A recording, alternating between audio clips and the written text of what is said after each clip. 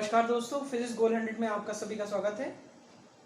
आज हम Kirchhoff law पर बेस्ड कुछ ऐसे न्यूमेरिकल सॉल्व करेंगे जिसमें आप सभी को कन्फ्यूजन होता है और बोर्ड में भी सबसे ज़्यादा पूछे जाते हैं। सबसे पहले जैसे मान लीजिए हमारे पास एक सर्किट है। इस सर्किट में 3 वोल्ट 3 ओम का एक सेल है, एक 1 ओम 1 वोल्ट का सेल है, 2 वोल्ट 2 ओम का सेल है और 1 वोल्ट 1 ओम का सेल है। जब हमारे पास मल्टीपल सेल्स होते हैं तो हम किरचॉफ लॉ को यूज़ करते हैं, हम ओम्स लॉ को यूज़ नहीं कर सकते। तो सबसे पहले हम ये देख रहे हैं यहाँ पर कि यहाँ पे 3 वोल्ट का सेल है, तो हमने कहा उसकी करंट डोमिनेंट होगी। मान लिया उसने आई करंट सेंड की। अब ये आई करंट मान लो यहाँ से I1 ड्रॉप हुई, बची यहाँ से I minus I1,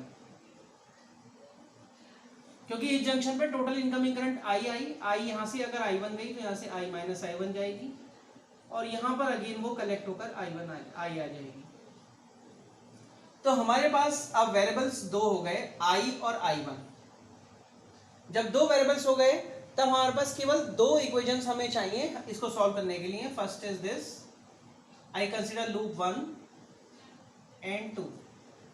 If I consider loop, see I took the loop SRQS. In this question we have to find the current in each arm. So what I did, SRQS, मैंने आपको इसमें short trick बताई थी कि left side में आप EMF ले लें और राइट साइड में आप I इंटू R का प्रोडक्ट ले लें। तो जैसे आप यहाँ से निकलते हैं वैसे ही आप इंक्रीजिंग पोटेंशियल पर जा रहे हैं, नेगेटिव से पॉजिटिव जा रहे हैं, तो +3 वोल्ट लिख दीजिए। और इसके साथ में इसका 3 ओम रजिस्टर भी है और जाहिर सी बात है आप जिस डायरेक्शन में आ रहे हैं करंट भी उसी डायरेक्शन में जा रही है, तो आपने 3 इंटू I कर दिया। अब आप इस टर्मिनल पर पहुंचते हैं, ये सेल हमारा कंप्लीट हो गया, इसका इंटरनल रेजिस्टेंस कंप्लीट हो गया, 3 ओम इंटरनल रेजिस्टेंस। यहाँ पहुंचते हैं आप, यहाँ पर 1 वोल्ट का सेल है लेकिन आप डिक्रीजिंग पोटेंशियल पर जा रहे हैं इसलिए आपने -1 लिया। I और करंट वही जा रहा है और रेजिस्टेंस इसका 1 ओम का है, तो +1 इंटू I कर दिया। अब आप यहाँ गए, यहाँ तक आप कंप्लीट कर चुके अपनी जर्नी। अब Q से S तक जा रहे हैं और आप I माइनस I1 करंट 2 ओम में फ्लो हो रही है, तो आप लिख देंगे प्लस, और उसी सेम सेंस में है इसलिए I माइनस I1। तो आपके पास अब इक्वेशन बनी 2 इज इक्वल टू 3I और I यानी 4I plus 2I minus 2I1।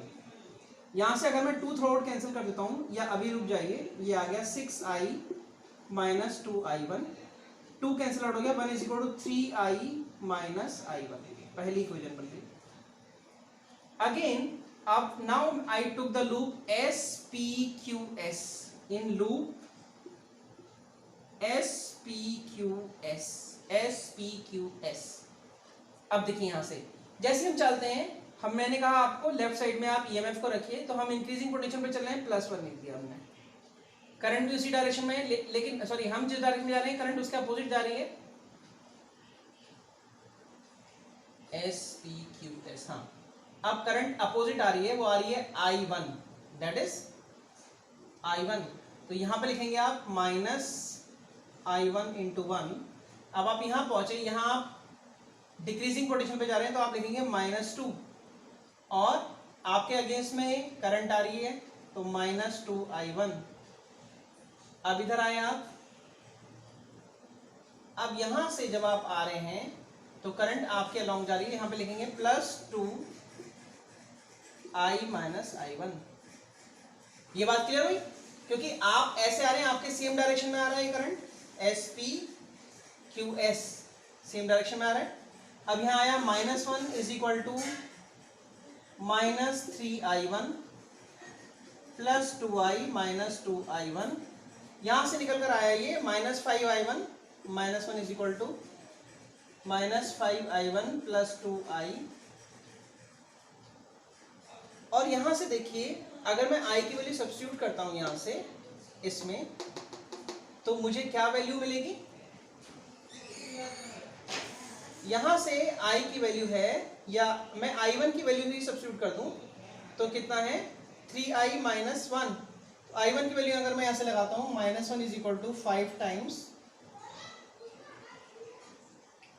3I minus 1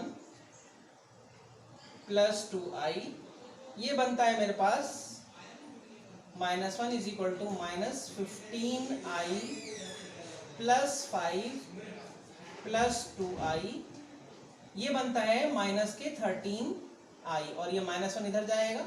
-1 is equal to 13i minus k plus 5, 13i is equal to 6, I is equal to 6 by 13. Now if I got I is equal to 6 by 13, I substitute the value of in the equation I in equation 1.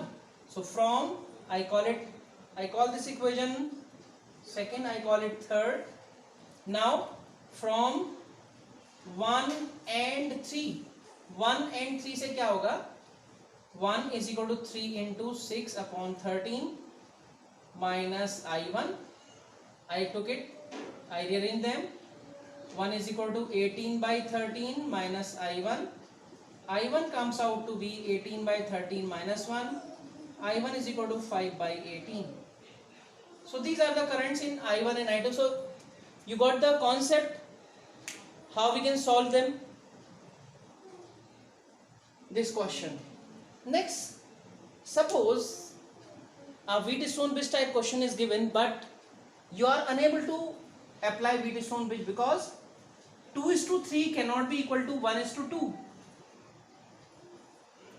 इसका मतलब these Q and S point cannot be at same potential. In that situation you will apply Kirchhoff's law. I call, suppose I current is coming, I1 moves through 2 ohm resistance and I minus I1 through 1 ohm. Suppose Ig is the current in the galvanometer.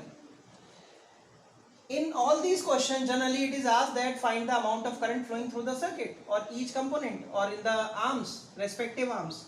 So if I1 is coming here and Ig is going here, here it is I1 minus Ig, and I minus I1 and Ig, here it is I minus I1 plus Ig through this section, because now we will use junction law. If junction law says if I1 is coming and Ig is going, the remaining is I1 minus Ig. A similar pattern, if I minus I1 is here and Ig is here, it is I minus I1 plus Ig will go through this arm. Now I took the loop PQSP. Again, since there is no cell, no EMF, तो E side will be 0. अब मैं अगर P से चलता हूं तो यहां से मिलेगा 2I1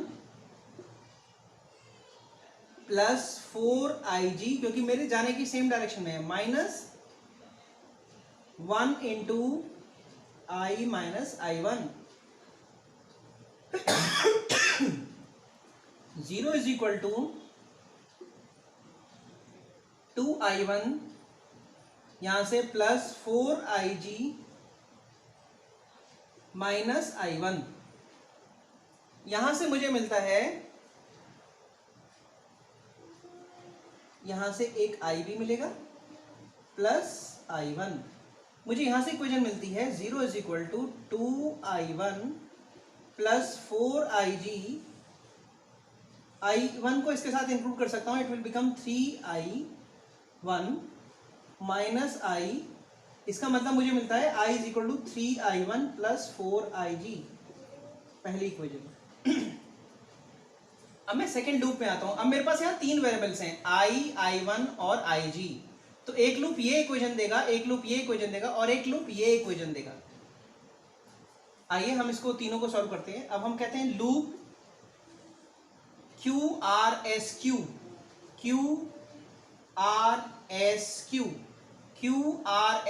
Now this I1 minus Ig is same direction as I am going. So left hand side again there is no cell, no EMF source, so we take it 0. Here it is 3 I1 minus Ig, यहां पर -2. I minus I1 plus IG, इसमें -4IG. We should solve them. How we can solve them? 3I1 minus 3IG minus 2I plus 2I1 minus 2IG minus 4IG. तो 3, 5 और 4 9 और 3 और ये 2I1, ये क्या बनेंगे बेटा? What will them their result?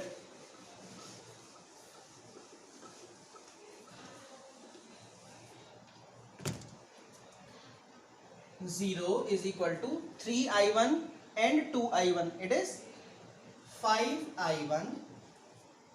Now comes about IG. 3IG, 2IG, 5IG और 4 9IG. Or it is minus 2I. Now substitute the value of I from equation 1. This is equation 2. Is it clear? हाँ, हम क्या करें, अब 1 से 2 में equation में value लगा दें ताकि हमें I1 और IG में इक्वेशन मिल जाए. 5I1 minus 9IG minus 2 into 3I1 plus 4IG.